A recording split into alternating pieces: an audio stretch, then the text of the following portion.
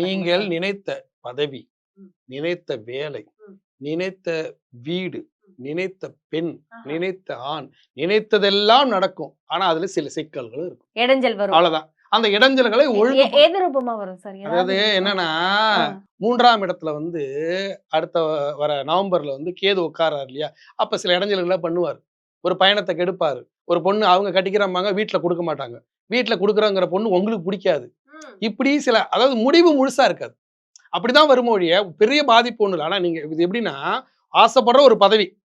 நீங்க தான் அந்த கட்சிக்கு பொதுச் செயலாளர், நீங்க தான் தலைவர். அந்த அளவுக்கு ஒருத்தங்க அறிவிக்க போறாங்க, மேலிட அறிவிக்க போகுது. அப்ப ஒருத்தன் ஏன் அவனோட நான் தானே பதவியில இருக்கேன், என்ன கொடுங்கன்னு அவன் போட்டி போடுவான், அவர் இடைஞ்சல் பண்ணுவான். இந்த மாதிரி வரும். அது இறை வழிபாட்டின் மூலியமாக அதெல்லாம் நீங்க தடை பண்ணிக்கணும்.